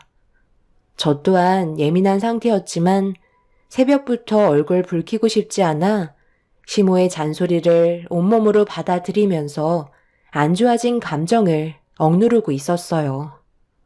시모가 시키는 걸 최대한 토달지 않고 묵묵히 움직이고 있는데 남편이 밖에서 제가 고생하고 있다는 걸 알고 있었는지 결국 또 다시 문제가 생기게 되면서 남편의 불만들이 시모를 향해 쏟아지더니 심각한 분위기가 조성되고 말았어요. 아들, 어떻게 엄마한테 그런 막말을 퍼부을 수가 있는 거야? 다 너를 위해서 한 행동들인데 꼭 그렇게 얘기했어야 했니? 그건 엄마 생각이죠. 저희 부부에 대한 배려는 조금도 없는 거잖아요. 아무리 엄마 아들이라도 이제 결혼했고 따로 살림을 꾸렸는데 이런 식으로 행동하시는 건 누가 봐도 엄마가 100번 잘못하신 거예요. 저 이 사람이랑 결혼한 지 몇 달밖에 안 됐는데 이러다 제가 싫다고 떠나가면 그땐 저 감당할 자신 있으시겠어요? 괜찮다고 몇 번이나 얘기했으면 엄마도 어느 정도는 받아들여 주셔야죠. 한 번만 더 엄마 생각대로 움직인다면 그땐 저도 어쩔 수 없을 것 같아요. 엄마와의 이별 고민해 봐야 할 것 같네요. 저도 이제 집안의 가장이 되었기 때문에 엄마가 하시는 행동들은 조금도 도움이 되지 않습니다. 그래서 지금 엄마를 버리고 새아가랑 단둘이 살아가겠다는 거니? 그렇게 안 봤는데 아들 너한테 정말 많이 실망했다. 시모는 남편의 행동에 상처를 많이 받았다며 한바탕 난리를 치신 뒤 집으로 돌아가 버리셨어요. 왜 이렇게까지 하는지 도저히 이해할 수가 없었습니다. 도대체 뭐가 문제인지 몰라 답답할 뿐이었어요. 남편에게 들었던 시모의 모습은 무뚝뚝하고 평소에도 살갑게 대해준 적 별로 없었다는 말을 몇 번 들은 적이 있었는데 시모의 행동을 보면 남편에게 상당한 집착을 보이고 계셨습니다. 분명 어떠한 이유가 있을 것 같아 흥분을 가라앉히지 못하는 남편에게 제가 생각하고 있는 것들을 털어놨어요. 이대로 장시간 동안 살게 된다면 서로에게 더 큰 상처만 남겨줄 것 같았거든요. 그래서 다음에 시댁에 갔을 때 시모와 이 문제에 대해 다시 한번 진지한 대화를 나누는 게 좋을 것 같다고 판단하게 되었어요. 그렇게 또 다시 다가온 주말에 저희 부부는 시댁으로 향했고 시모의 기분을 풀어드리기 위해 최대한 노력하며 분위기를 부드럽게 만든 뒤 앞으로 어떻게 하면 서로 맞춰나가면서 살아갈 수 있을지 각자 가지고 있던 생각들을 풀어나가고 있는데 남편과 제가 생각했던 그림과는 다른 전개로 흘러가고 있었습니다. 저희가 어느 정도 양보를 하고 시모에게 다가가면 그래도 노력하는 저희 모습을 보고 어느 정도는 이해해 주실 줄 알았는데 시모는 집에 찾아오는 것부터가 눈치를 봐야 한다고 싫어하셨습니다. 아들 집에 가는 건데 왜 연락을 해야 되는지 이해하지 못하고 계셨어요. 저희는 그래도 최대한 대화로 풀어나가려 했지만 시모의 일방적인 생각은 전혀 조율이 되지 못하고 있었습니다. 어머님, 제가 그동안 스트레스를 많이 받고 있었는지 위험까지 와서 얼마 전에 병원까지 갔다 온 적이 있었어요. 변화된 환경을 서로 조율해가면서 맞춰 나가야 앞으로 얼굴 붉히지 않고 살아갈 수 있지 않겠어요? 언제까지 이 문제로 안 좋은 감정을 쌓아갈 수는 없잖아요. 저희가 어느 정도 맞춰드리면 어머님도 조금은 배려해 주셔야 서로 좋은 관계를 유지해 나갈 수 있을 거라 생각해요. 그리고 제가 이 사람한테 그동안 살아왔던 환경을 들어보면 어머님이랑 살가울 정도로 가깝게 지낸 것도 아니라면서요. 그래서 결혼하고 저희끼리 따로 나와 살면 어머님이 편하실 줄 알았는데 오히려 정반대인 것 같아 이 사람도 많이 당황스러워하고 있다고요. 어머님의 생각을 모르겠다며 어떻게 장단을 맞춰야 할지 몰라 힘들어하고 있어요. 그냥 내가 알아서 할 테니까 신경 쓰지 마라. 나는 너희들 눈치 보면서 살고 싶지 않다. 결혼했다고 해서 담 쌓고 살면 그게 가족이니? 시모와는 어떠한 조율점도 찾지 못한 채 결국 서로의 감정만 상해버린 상태로 집에 돌아가야만 했어요. 그런데 시댁에서 나와 집으로 출발한 지 10분 정도 되었을 때 워낙 정신이 없어서 핸드폰을 작은 방에 놓고 온 걸 깜빡하고 어쩔 수 없이 다시 시댁으로 향했고 남편은 시모의 얼굴을 또 다시 마주하고 싶지 않았는지 저보고 혼자 다녀오라고 하길래 시부모님 집으로 들어갔는데 시모가 시부와 방에서 언성을 높이며 싸우는 목소리가 들렸어요. 그래서 지금 어쩌겠다는 거야? 나한테 재산을 넘겨주지 않겠다고? 그게 말이 된다고 생각해? 당신이 뭔데? 그런 선택을 하는 건데? 내가 지금까지 어떻게 살아왔는지 뻔히 알면서 이제 갈 때 됐으니 나는 쓸모가 없다는 거야? 내 아들한테 재산 넘겨주고 떠나겠다는 건데 뭐가 문제인데? 저번에도 얘기했었잖아. 더 이상 아무 말도 하지 마. 지금까지 당신 옆에서 수발들며 살아왔던 사람이 누구야? 받을 거 다 받아먹고선 이제 와서 이런 식으로 말을 바꿔? 당신이 내가 성재한테 너무 소홀한 것 같다고 해서 시키는 대로 음식도 만들어갖고 최대한 노력하는 모습을 보여줬는데 결국 결과는 이런 거야? 당신 내 성격 몰라? 나는 가지고 싶은 게 있으면 그걸 꼭 손에 쥘 때까지 멈추지 않다는 거 잘 알고 있을 텐데. 갈 때까지 한번 가보자는 거지? 결국 누구 하나는 피를 봐야만 이 상황이 끝난다는 건데 몸도 하나 제대로 가누지 못하면서 해보겠다는 거지? 앞으로 이 집구석에서 혼자 살아가 봐. 나는 당신이 굶어 죽던 넘어져서 뇌진탕에 걸려서 세상을 떠나던 신경 쓰지 않을 테니까 한번 해보자고. 결국 당신이 잃게 되는 게 훨씬 더 많을걸? 조만간 이 집도 처분해서 내 아들한테 전부 다 남겨줄 거고 요양원에 들어가면 되니까 당신은 이제 신경 꺼. 서로 언성을 높이며 대화를 주고받고 있는 상황에 제가 끼면 안 될 것 같아 조용히 핸드폰만 가지고 시댁에서 나왔어요. 그렇게 차에 올라타 남편도 시부모님이 서로 언성을 높이면서 싸우고 있다는 걸 알아야 할 것 같아 전부 다 설명해 주었지만 남편은 이미 많이 피곤하다며 집으로 방향을 틀었습니다. 어차피 시부모님의 대화에 끼어봤자 더 크게 화만 불러일으킬 거라며 더는 얼굴 붉히고 싶지 않은 듯 집으로 가게 되었죠. 그렇게 얼마의 시간이 지나고 시부는 정말로 살고 계신 집을 처분하려고 준비 중이셨습니다. 시부의 부름으로 남편과 함께 다시 집으로 들어가니 집안에 필요한 물건은 빼고 나머지는 전부 다 폐기 처분할 거라면서 집안을 정리해 주길 원하고 계셨어요. 시모는 그런 시부의 행동에 화가 머리끝까지 올라왔는지 입술이 산만큼 튀어나와 계셨습니다. 남편이 살았던 집은 꽤 특별한 집이었어요. 시부가 처음으로 지은 집에서 태어나 자란 곳이라 많은 추억들이 묻어있는 공간이었죠.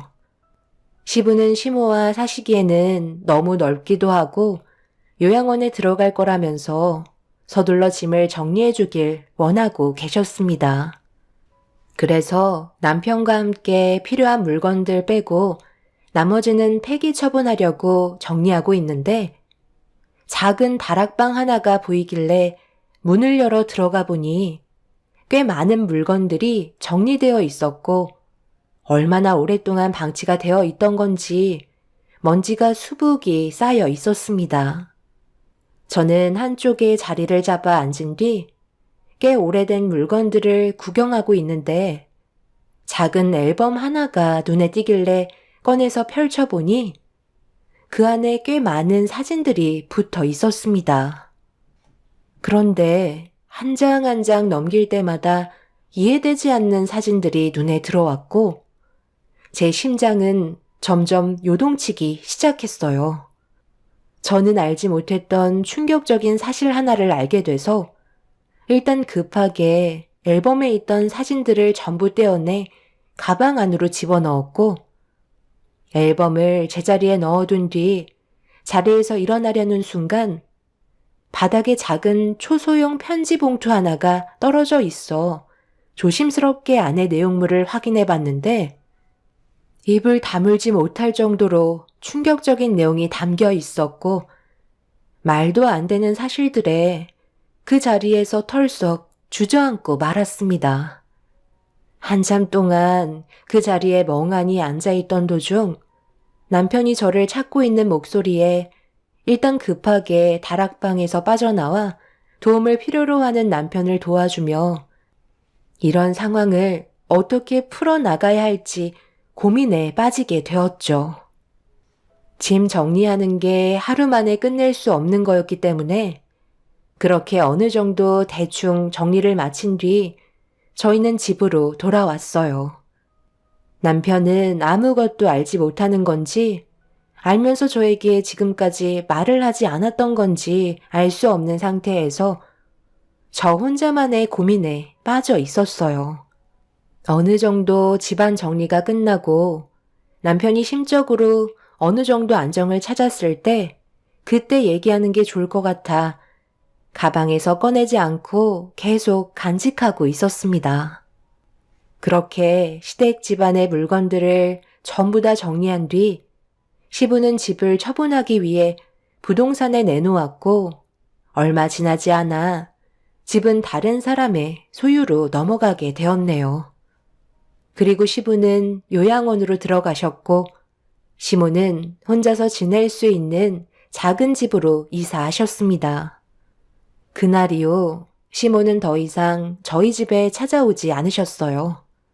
재산 문제가 제대로 해결이 되지 않아 시모는 시부에게 불만이 상당히 많았었고 안 좋은 분위기 속에 명절날 모두가 시부가 있는 요양원으로 모이게 되었습니다. 그리고 시부는 모두가 모여있는 자리에서 입을 여셨어요. 내가 가진 재산이 엄청나게 많은 건 아니지만 그래도 너희들이 앞으로 살아가는데 어느 정도 도움이 될 것 같아 지금 현재 처분 중이다.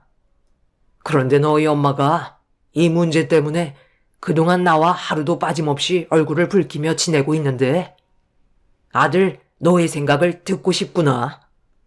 내 재산이 너희 엄마한테 일부 넘어가는 거에 대해 어떻게 생각하니?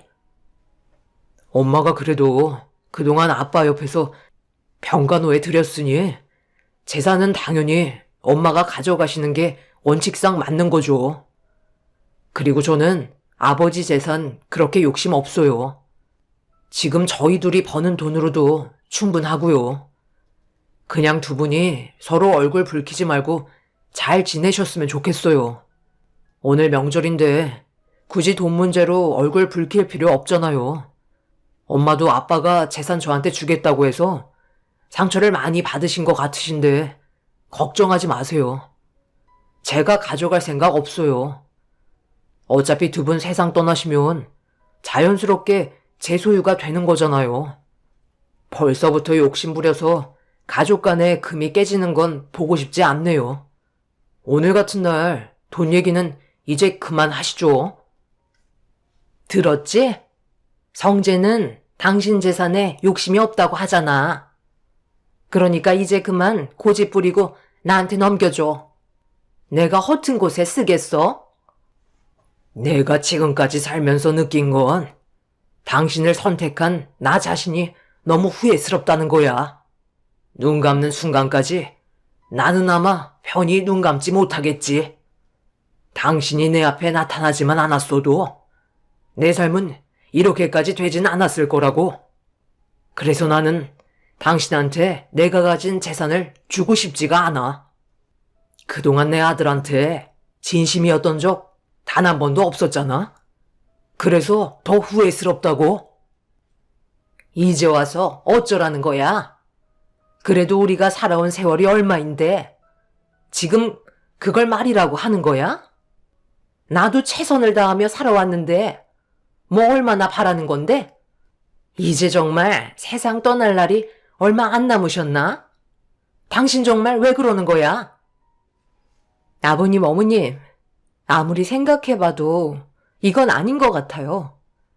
두 분이 좋아서 만나셨다지만 이 사람은 무슨 죄예요? 언제까지 숨기면서 살아가실 건데요?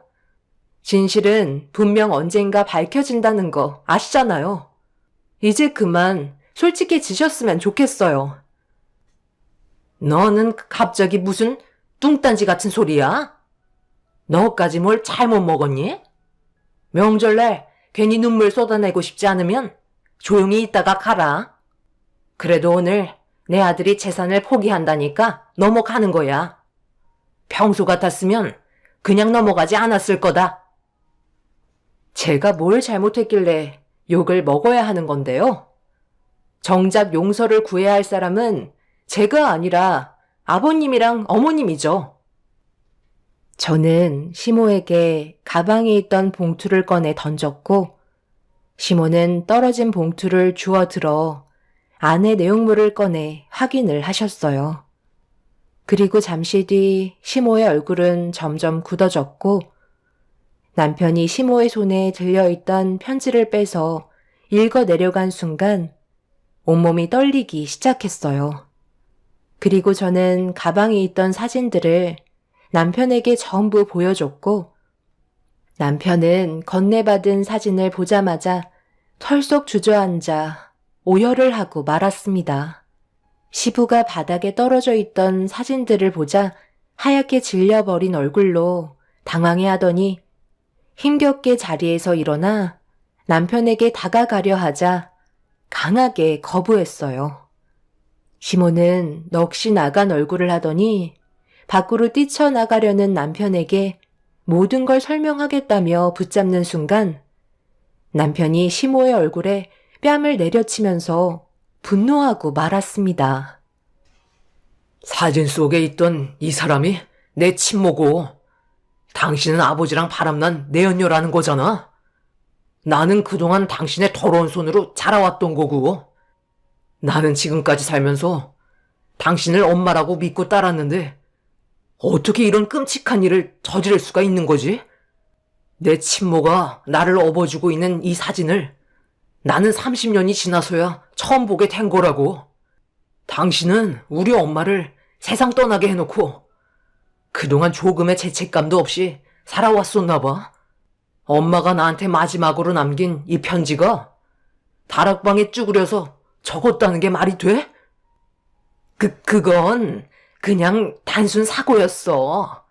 다락방에 있는 줄 몰랐다고. 너희 아빠랑 여행 가는데 정신 팔려서 깜빡했던 게 집에 들어와서 생각난 건데 우리도 얼마나 당황스러웠는데. 솔직히 빠져나올 수 있었으면 충분히 나올 수 있었다고. 당신이 뭔데 우리 엄마한테서 나를 떨어뜨려 놓은 건데? 그래서 아버지는 엄마를 그렇게 떠나보낸 죄책감 때문에 저한테 돈으로 때우려 하신 거예요? 내 30년이 넘는 인생을 사는 동안 기억도 나지 않는 엄마의 얼굴을 이제야 봤는데 그게 용납이 될 거라고 생각하세요? 두 분이서 한 사람을 세상 떠나게 해놓고 지금까지 서로 웃으며 행복하다는 말을 아무렇지도 않게 해왔던 걸 생각하면 정말 온몸에 소름이 돋네요. 아버지가 저한테 주시겠다는 재산 저는 받아야겠어요. 당신 목구멍으로 들어갈 돈들 내가 두 눈으로 지켜보지 않을 겁니다. 내 남은 인생 모든 걸 걸어서라도 당신들 무너뜨릴 거야. 경찰도 단순 사고로 결론 내린 사건이었는데 이제 와서 뭐 어쩌게. 그리고 나는 지금까지 너를 내 친아들로 생각하며 진심을 다해 키워줬다고. 비록 너희 아빠랑 내가 안 좋은 방식을 선택하긴 했지만 너한테는 진심이었다고. 남편은 더 이상 듣고 싶지 않았는지 요양원에서 뛰쳐나오고 말았어요. 그리고 저도 남편의 뒤를 따랐고 집으로 돌아온 남편은 몇 날 며칠 동안 자기를 진심으로 사랑해주고 있는 친모의 모습이 담긴 사진을 바라보면서 오열을 했고, 시부는 이런 사실을 세상 떠나실 때까지 밝히지 않으려 했지만 모든 진실은 숨길 수 없었기 때문에 밝혀지게 되면서 건강 상태가 더욱더 악화가 되고 마셨습니다. 남편의 친어머니는 교통사고로 하반신 마비가 되셨다고 해요. 더 충격적인 건 그 사고를 낸 가해자가 지금의 시모였고, 시모는 죄책감에 시부와 자주 왕래하며 남편의 친모를 간병해 주셨다고 해요. 그러다 시부와 정분이 나게 되면서 두 분이 여행을 떠날 때 남편의 친모를 다락방에 한 달 이상 방치하고 의식주 해결이 되지 않았던 친모는 남편에게 마지막 편지를 남기시고 눈을 감으셨어요. 이 와중에 시모는 자기가 가지고 싶은 건 뭐든 다 가져야 한다며 남편과의 인연을 끊어내고 싶어 하지 않았어요. 두 분이 불륜 관계를 저질러 놓고 지금까지 살아왔었으면서 오히려 떳떳해하는 모습을 보니 정말 소름이 돋습니다. 그날 이후 지금까지 남편은 시부모님의 얼굴을 단 한 번도 본 적이 없었고 시부가 현재 오늘 내일 하고 있다며 그래도 세상 떠나기 전에 얼굴 한번 봐야 하지 않냐고 시모는 저한테 남편을 설득해서 요양원에 와주길 바라시네요. 이런 상황을 어떻게 처리해야 할지 몰라 많이 답답한 상태입니다. 여러분들께서는 시부의 마지막 순간을 봐야 한다고 생각하시나요? 그리고 시모와 남편과의 관계도 어떻게 하면 될까요?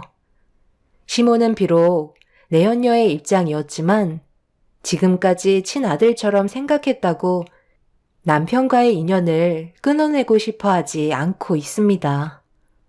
여러분들께서 현명한 선택을 할 수 있도록 저희 부부에게 지혜를 나눠주시면 정말 감사하겠습니다. 하루빨리 이런 답답한 상황이 해결이 되었으면 좋겠네요. 제 사연을 들어주신 분들 감사합니다. 안녕하세요. 저는 30대 후반 여자입니다. 현재 너무 황당한 일을 겪어서 이 상황을 어떻게 받아들여야 할지 고민이 많아 사연을 신청하게 되었습니다. 저는 선천적으로 심장이 좋지 않아서 항상 활동에 제약이 많았었어요. 무리한 운동은 저에게 치명적이기 때문에 야외 활동은 거의 하지 않고 대부분의 생활을 집에서 보낼 수밖에 없었습니다. 이런 삶을 오랜 시간 지속이 되다 보니 저도 너무 지치고 답답해서 힘차게 뛰어보고 싶어 아무것도 생각하지 않고 앞만 보며 달린 적이 있었어요. 아주 잠깐 동안이었지만 세상을 다 가진 것 마냥 기분이 좋았었죠. 그런데 분명 저는 뛰고 있었는데 눈을 떴을 땐 병원에 누워 있었고 그 짧은 순간에 정신을 잃었던 거였습니다. 어렸을 적에도 친구들이 뛰는 모습을 보고 같이 따라 뛰었다가 큰일 난 적이 있었는데 성인이 되었어도 제 몸은 커지기만 했지 달라진 건 전혀 없었어요. 그리고 제 손을 잡고 눈물을 흘리고 계신 부모님의 모습을 보게 되자 너무 죄송스러웠어요. 너무 답답했던 나머지 제가 쓰러지면 부모님께서 슬퍼하실 거라는 걸 알면서도 이기적인 행동으로 또다시 눈물을 흘리게 만들어 버렸죠. 오로지 저만 바라보시고 지금까지 살아오셨던 분들이었는데 제가 너무 생각 없이 또다시 일을 저지른 것 같아 그날 이후 2번 다시 뛰지 않았어요. 그런데 이런 삶들이 너무 무료했었고 뛰었을 때 온몸에서 느껴지는 전율을 잊지 못해 억누르기란 쉽지 않았습니다. 제 몸이 조금이라도 건강했다면 남들처럼 평범하게 살았을 텐데 그렇지 못한 삶이 너무 원망스러웠어요. 부모님께 또다시 슬픔을 안겨드리고 싶지 않아 뛰고 싶은 마음을 통제하면서 살아오다 보니 결국 우울증까지 오게 되었고 상황이 심각해지자 병원에서는 조금씩 야외 활동을 하는 게 어떻겠냐는 의견을 주셨어요. 하지만 부모님께서는 혹시라도 저에게 무슨 일이 생기게 되었을 때 도움을 주지 못하게 될까봐 항상 옆에서 머물길 원하셨습니다. 저희 부모님도 일적으로 많이 바쁘시기 때문에 제가 언제 어디서든 연락이 되고 확인할 수 있는 곳에 있길 바라셨어요. 가족 모두 이 문제에 대해 한참을 고민한 끝에 제가 부모님 곁에 있으면서 무리하지 않게 움직일 수 있는 방법은 부모님이 다니시는 회사에 제가 소속이 되는 거였어요.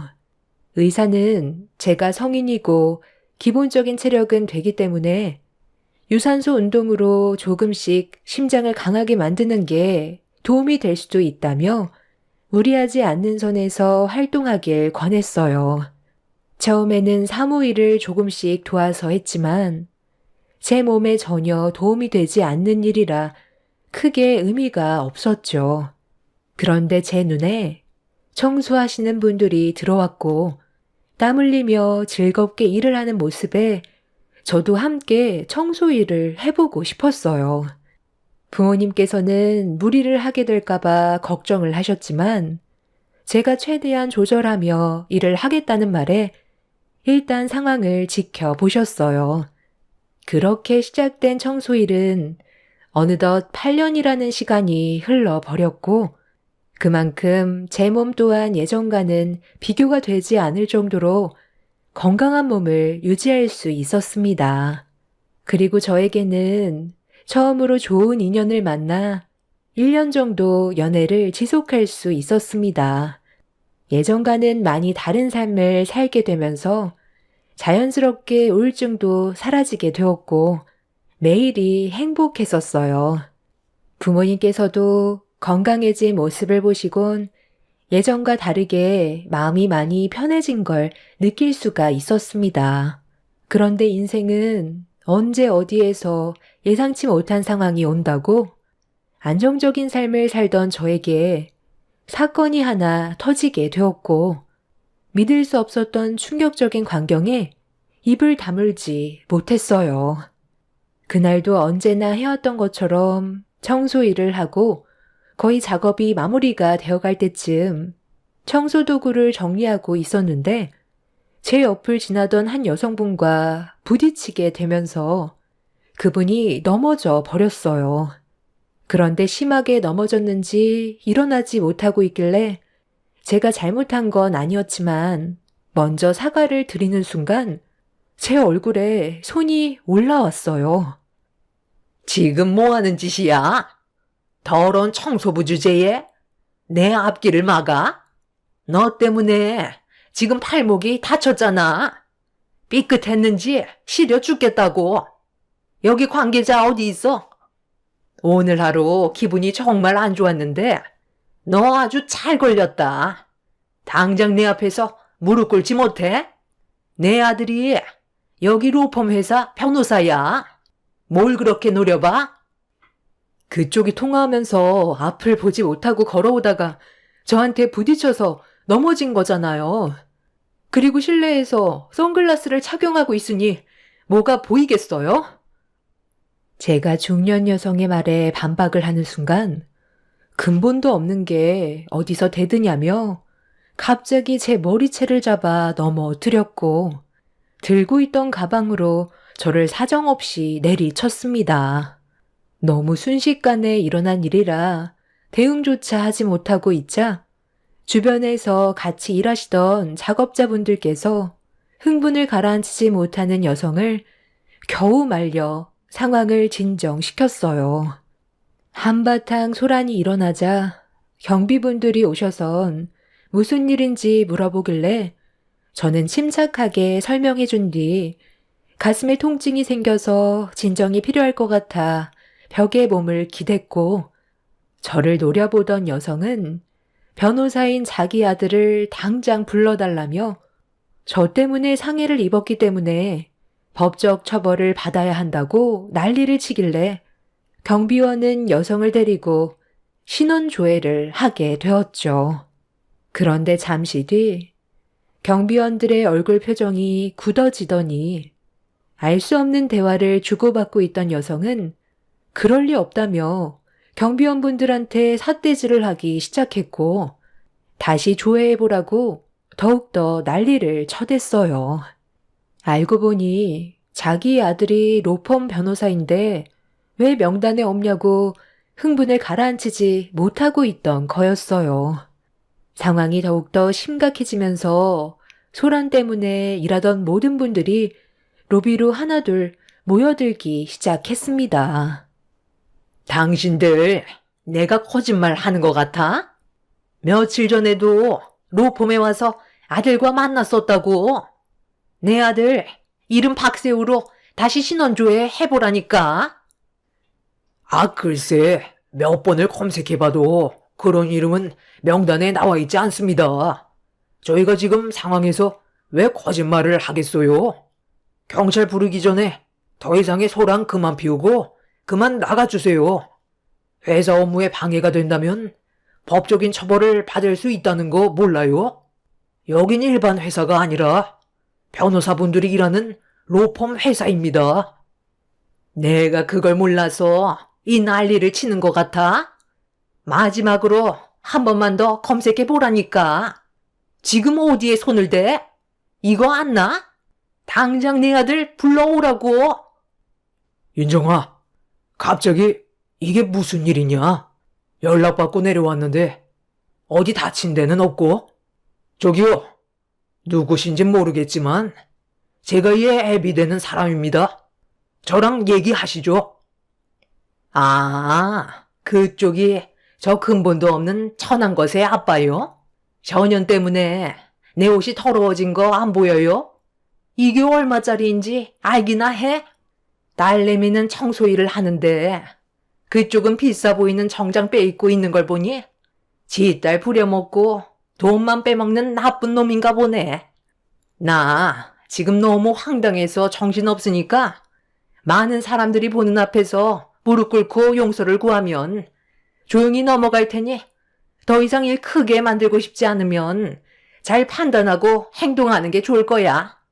내 아들이 여기 로펌 변호사라고. 신원조회가 왜 안 되는지 모르겠는데 당장 전화해서 내 아들 나오라고 하면 되겠네. 너희들 사람 잘못 건드렸어. 부녀지간 아주 쌍으로 난리구만. 여성은 어디론가 전화를 걸었고 어디선가에서 벨소리가 들려오기 시작했어요.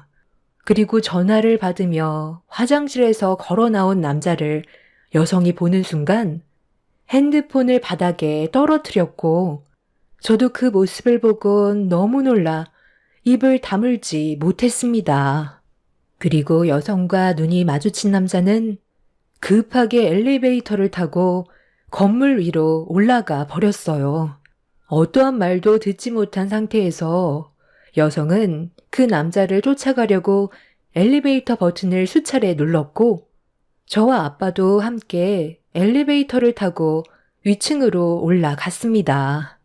그렇게 엘리베이터 문이 열리는 순간 바로 앞에 보이는 대표실에서 누군가 급하게 뛰쳐나왔고 저희 가족과 여성이 앞을 가로막은 순간 난감한 표정을 보이는 남자와 대표실에서 뛰쳐나온 그분은 제가 8년간 알고 지냈던 두 부자였습니다.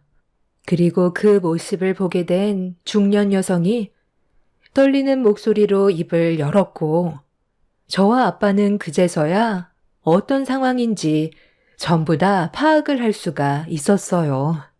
그리고 옆에서 모든 걸 듣고 계셨던 아빠는 화가 머리끝까지 올라왔죠. 그 사람들이 뒤늦게 용서를 구했지만 이미 아빠는 로펌 회사의 대표로서 회사 업무에 지장을 준 그 사람들을 용서하지 않았습니다. 당신이 어떻게 여기에 있는 거야? 그리고 그 복장은 또 뭐고? 지금 왜 그런 모습을 하고 있는지 나한테 설명을 좀 해줘야 할 것 같은데? 왜 공사장에서나 착용하는 헬멧을 쓰고 먼지투성인 작업복을 입고 있는 건데? 그리고 너는 지금 옷이 그게 뭐야? 며칠 전에 이 건물에서 정장 차림으로 걸어 나왔던 그 모습은 어디 가고 작업복을 입고 있는 거냐고? 당신이랑 너 지금 여태까진 나를 속이고 있었던 거야? 당신이 그동안 보여준 것들은 전부 다 거짓이었냐고 묻고 있잖아. 제가 다 설명드릴게요. 여기서 이러지 말고 일단 나가서 얘기하면 안 될까요? 저희가 속일 생각은 없었는데 어쩌다 보니 일이 커진 것뿐이에요. 이게 다 무슨 말이야? 나도 지금 많이 당황스럽거든? 저 사람이 찾고 있던 우리 아빠 회사에 소속되어 있는 변호사가 정말 세우 씨라는 거야? 그런 거 아니잖아. 처음에 이름 듣고 동명이인일 거라 생각했는데 아니었던 거야? 그게 설명하자면 좀 복잡한데, 일단 대표님 회사에서 소란 피운 부분에 대해서는 정말 죄송합니다. 어떠한 처벌도 받을 테니 저희 좀 일단 보내주시면 안 될까요? 지금 이 난리를 피워놓고 보내달라는 게 말이 된다고 생각하나? 자네가 내 딸과 어떤 관계인지 뻔히 알고 있는데 그냥 모른 척 하라고? 저 사람이 내 딸 머리채를 잡아챈 건 알고 있나? 왜 그런 행동을 저질렀는지 이유가 타당하지 않다면 나는 지금의 상황을 조용히 넘어갈 생각은 조금도 없네. 아니, 이게 다 무슨 말이야? 그러니까 저분이 이 회사 대표라는 거야? 그리고 저 청소부 여자가 대표의 딸이고? 그런데 왜 저런 복장을 하고 있는 건데? 자네 때문에 일이 상당히 커진 것 같은데 어떻게 된 일인지 숨김없이 설명해야 할 거야. 우리 회사에 문제를 일으킨 것 자체도 용서가 안 되지만 내 딸이 저 사람 때문에 심장에 큰 무리가 올 뻔했다고. 그리고 박 소장님도 지금 상당히 난처한 상황을 겪고 있는 것 같은데 제대로 설명을 해주시죠. 저와 1년 동안 만남을 유지해왔던 남자친구는 같은 회사에 소속된 사람이었지만 변호사는 아니었어요. 회사 건물에 하자가 생기면 유지보수를 하면서 다방면으로 복합적인 일을 하는 직업을 가지고 있었습니다. 그리고 남자친구와 함께 일을 하고 계신 박 소장님도 같은 일을 하고 있었죠. 아빠는 8년 전에 부자가 면접을 보러 왔었는데 열심히 살려는 모습이 보기 좋아 회사 일을 맡기게 된 거였고 서로 알고 지낸 지는 꽤 오래 됐었어요. 그런데 어느 날부터인가 저에게 적극적인 모습을 보여준 그 사람과 가까워지게 되면서 꽤 친한 관계가 만들어지다 보니 자연스럽게 서로 밖에서도 몇 번 만나게 되었고 연인 사이로 발전까지 하게 되었습니다. 이 사실을 부모님께서도 자연스럽게 알게 되셨지만 제가 처음 하는 연애다 보니 뒤에서 묵묵히 지켜만 보셨어요. 아빠는 그동안 봐왔던 남자친구의 모습을 보고 결혼까지는 이르더라도 크게 반대는 하지 않았지만 저에게 접근했던 모든 게 전부 계획적이었다는 걸 이번 일을 통해 어느 정도 알 수 있었습니다. 박 소장님이 만나고 있던 중년 여성은 남자친구의 새엄마로 들일 계획이었고 어느 정도 재력이 있는 여자였어요. 그러다 보니 박 소장님은 그 여자를 아내로 들이기 위해 현재의 모습이 아닌 거짓된 모습으로 다가갔던 거였고 박 소장님의 아들인 제 남자친구 또한 직업을 속여왔던 거였습니다. 그렇게 남자친구는 그 여성에게 로펌 회사 변호사라고 속이게 되었고 여성은 이중적인 모습을 보여주는 남자친구의 모습을 보고 찰떡같이 믿고 있던 거였어요. 로펌 회사에서 정장을 입고 걸어 나오는 모습을 봤으니 누구라도 변호사라고 생각할 수 있는 상황이었던 거죠. 그런 거짓된 삶이 지속되자 여성은 예고 없이 저희 아빠 로펌 회사에 찾아오게 되었던 거고 청소 일을 하고 있던 저와 몸이 부딪히면서 모든 진실이 밝혀지게 된 거였습니다. 그리고 여기에서 또 다른 전개가 펼쳐지게 되었죠. 자네와 박 수장님 때문에 생긴 이 모든 상황들이 어찌됐든 잘못됐다는 건 충분히 알 수 있겠네요. 저희가 한솥밥 먹은 지 그래도 8년이나 됐는데 제가 알지 못하는 것들을 알게 되니 상당한 충격을 받았습니다.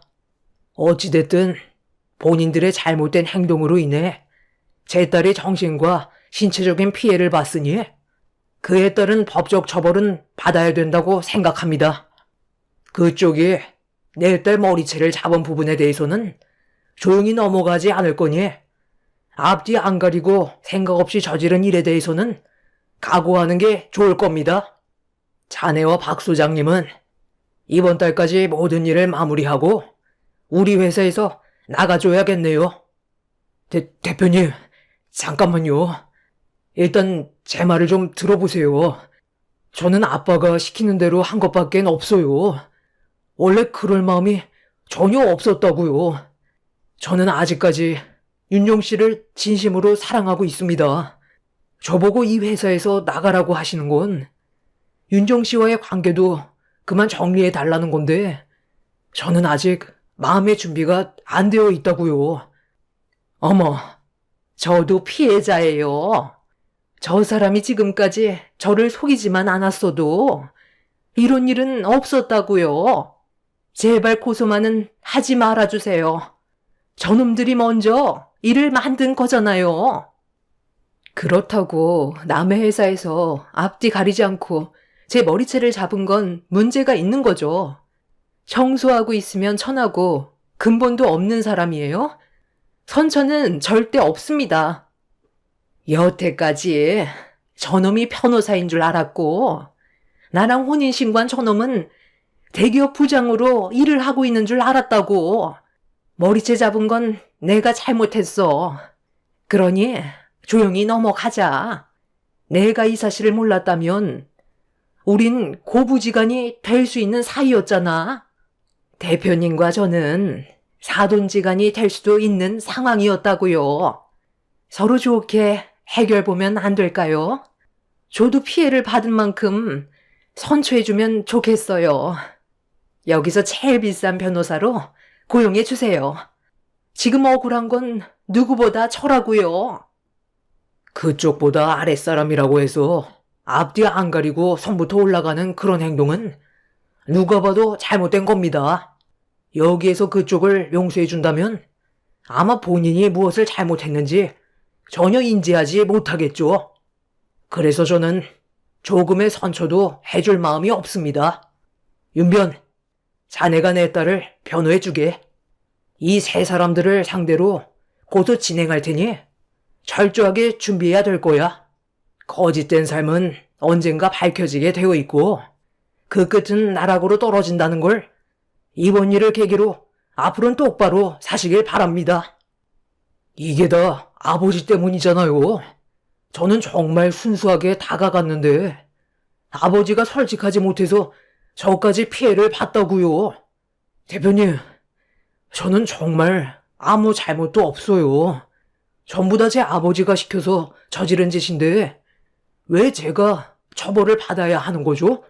당신 때문에 내 삶까지 문제가 생겼잖아. 아, 그럼 이렇게 하면 되겠네요. 저도 지금은 너무 화가 나고 저 두 사람을 용서하고 싶지 않지만 오죽 제가 좋았으면 이렇게까지 했겠어요. 모든 상황을 제가 받아들이도록 할게요.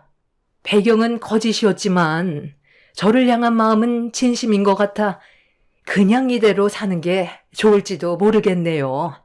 혼인신고까지 한 마당에 어쩌겠어요. 현실을 받아들이고 살아야죠. 새엄마로서 본을 보여야 하는데 잘못된 처신으로 이런 일이 벌어졌으니 모든 처벌은 제가 받도록 하겠습니다. 그러니 제 의붓아들과 대표님 따님이 좋은 관계를 유지했으면 좋겠어요. 1년이나 교제했다면서요. 그럼 결혼까지도 충분히 고려해 볼 만한 일이잖아요. 서로 진심으로 사랑을 했던 것 같은데 이대로 끝낸다면 제 아들의 마음이 얼마나 아프겠어요. 시작은 좋지 않았지만 바로 잡을 수 있는 기회는 분명히 있다고 생각합니다. 저기 윤정 씨, 내가 윤정 씨한테 보인 잘못된 행동들 때문에 상처를 많이 받았을 텐데 정말 미안해요. 미리 알았더라면 이런 일은 없었을 텐데 좋게 넘어가주면 안 될까? 좀 전까지만 해도 사기당했다고 난리치더니 갑자기 태도가 바뀐 이유가 뭐예요? 저보고 천하고 근본도 없는 여자라며 머리채를 잡았잖아요. 저희 아빠가 로펌 회사 대표라서 갑자기 마음이 바뀌었나요? 그런데 이거 어쩌죠? 저는 이미 저 사람한테 너무 큰 실망을 했고 그쪽한테 받은 상처가 너무 커서 좋은 관계를 만들어갈 이유가 전혀 없을 것 같은데요. 저희 아빠가 말씀하신 대로 제가 받은 피해에 대해서는 법적 처벌을 물릴 생각은 없습니다. 아니, 그래도 웬만하면 좋게 넘어갈 수 있잖아. 나도 피해자라고 좀 전에 전부 다 설명해 줬는데 내가 다 떠안고 간다니까. 미안하다고 했으면 그냥 받아주면 안 되는 거야? 우리 집안의 며느리가 되어주면 앞으로 평생 잘해줄 수 있다고. 심장이 안 좋다면서 왜 청소일을 한 거야? 운동을 하려면 헬스장을 가야지. 제가 원해서 하는 걸 굳이 당신한테 설명해 줄 필요는 없을 것 같은데요. 아빠, 이제 저 사람들 그만 회사에서 내보내는 게 좋을 것 같아요. 아니 이것 봐. 나 억울해서 못 나가. 눈앞에 금덩어리가 떨어졌는데 내가 왜 이걸 놓쳐야 되냐고. 당신이랑 세우가 행동만 똑바로 했으면 이 결혼 성사되는 거였잖아. 아니 그러니까 당신은 도대체 왜 여기까지 온 거야? 그냥 조용하게 지냈으면 이런 일도 없었잖아. 우리는 그동안 속이 편했는지 알아? 거의 다 왔는데 당신 때문에 전부 망쳤다고. 그동안 좋은 이미지 심어주고 밑바닥 다짓는데 얼마나 힘들었는데 사람 마음먹기가 쉬웠는지 알아? 당신이 어느 정도 체력이 있어서 접근한 건 맞지만 나는 더 큰 그림을 그리고 있었다고. 평생 떵떵거리며 살아갈 수 있을 정도로 인생 역전할 수 있는 기회를 당신 때문에 놓쳐버렸어. 박 소장님과 여성은 서로 뒤엉켜 머리채를 잡고 한바탕 난리를 쳤어요. 아빠는 경비원들을 불러 그 사람들을 내쫓았고 세 사람을 상대로 고소를 진행했습니다. 제가 그 사람을 좋아했던 건 뒷배경도 아닌 인간 자체가 때묻지 않고 순수해 보이는 모습에 끌린 거였는데 그건 제 착각이었다는 걸 알 수 있었어요. 누구나 그런 건 아니지만 어떠한 목적으로 접근하기 위해 자신의 모든 걸 숨기고 상대방을 속일 수 있다는 걸 이번 일을 통해 경험하게 되었습니다. 제가 헬스장 같은 곳에 가지 않는 이유는 사회의 한 무리가 되고 싶은 마음이 컸었어요. 그래서 아빠 회사에서 사무일을 했던 거였고 제가 원하는 일은 땀 흘리며 몸을 움직일 수 있는 그런 일을 원했던 거였는데 그때 때마침 제 눈에 들어왔던 게 청소 일이었던 거죠. 그리고 저희 아빠가 이끌어 가신 회사이기 때문에 제 손으로 직접 청소를 해드리고 싶었어요. 남들이 어떻게 보던 저에게 그건 중요하지 않았습니다. 그리고 청소 일을 하면서 저와 함께 일을 해왔던 작업자분들께서도 저를 항상 따뜻하게 챙겨주시고 제가 살아가야 할 이유를 알려주셨기 때문에 즐거운 날들을 보내올 수 있었죠. 청소 일을 하면서 자주 마주칠 수밖에 없었던 그 사람과도 좋은 만남을 유지하게 되면서 미래도 생각을 했었는데 이런 일이 생기게 되니 마음이 좋지는 않습니다. 제 마음은 이미 굳게 닫혔는데 그 사람은 저에게 향했던 모든 것들이 전부 진심이었다며 저희 집 앞까지 찾아와 대문 앞에서 무릎까지 꿇게 되었죠. 어떠한 말도 변명처럼 들리겠지만 우리가 정식적인 만남을 가지게 되면서부턴 모든 게 진심이었어. 단 한순간도 거짓은 없었다고. 이런 내 마음 네가 더 잘 알잖아. 나한테 정말 조금의 기회조차 줄 수 없는 거야? 우리가 함께 했던 추억들이 아무 일도 없었던 것처럼 기억에서 지워버릴 수 있는 게 아니잖아. 이미 너희 집안의 모든 실체를 전부 다 보게 됐는데 뭘 어떻게 바로 잡을 건데? 우리 집안의 배경 때문에 접근했다는 걸 전부 다 알아버렸잖아. 그리고 박 소장님과 혼인신고한 그분 또한 속아서 도장 찍은 거라며. 일부러 결혼식을 올리지 않으려 혼인신고부터 한 거였다며. 결혼식을 진행하면 모든 게 들통날까봐 그렇게 속이고 살림까지 차렸다는데 너는 나한테 조금도 거짓된 마음이 없었다는 걸 내가 어떻게 믿을 수 있겠어. 우리 관계 이미 끝났고 아빠가 이미 고소를 진행한 상태야. 우리 아빠도 지금 얼마나 힘든 줄 알아? 하루 이틀도 아니고 8년을 함께 회사에서 몸담갔던 사람들이고 우리 관계를 정말 좋게 바라보고 계셨다고. 내가 상처받지 않게 하기 위해서 네가 능력이 부족하고 아빠 마음에 안 들어도 인성 하나 보고 지금까지 묵묵히 뒤에서 지켜보고 계셨어. 그런데 이런 식으로 뒤통수를 치면 우리 아빠가 받을 상처가 얼마나 클지 생각은 안 해봤어? 조금이라도 우리 가족을 생각했다면 일을 이렇게 만들지 않았겠지. 우리 관계는 이미 끝났고 두 번 다시 내 앞에 나타나지 마. 앞으로 남은 인생은 정직하게 살길 바랄게. 저는 무릎 꿇고 애원하는 그 사람에게 등을 돌린 뒤 집으로 들어와 버렸어요.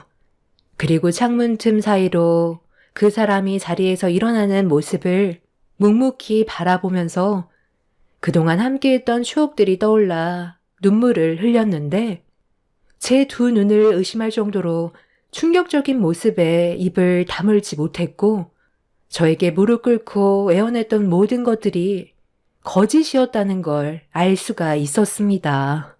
그 사람이 자리에서 일어나 바지를 털더니 갑자기 저희 집 앞에 침을 뱉더라고요. 그리고 어딘가에 전화를 하는데 자기 아빠한테 연락을 한 것 같아 보였습니다. 제 귀에 들려온 단어 하나는 실패했다는 말이었어요. 그리고 뒤이어 그 사람 앞으로 차 한 대가 멈추었고 운전대를 잡고 있던 사람은 그 사람의 아비였습니다. 저에게 무릎 꿇고 애원했던 것조차 거짓인 걸 알 수가 있던 거였죠. 너무 큰 충격을 받아 그날 이후 지금 정신과 치료까지 받고 있는 상태예요.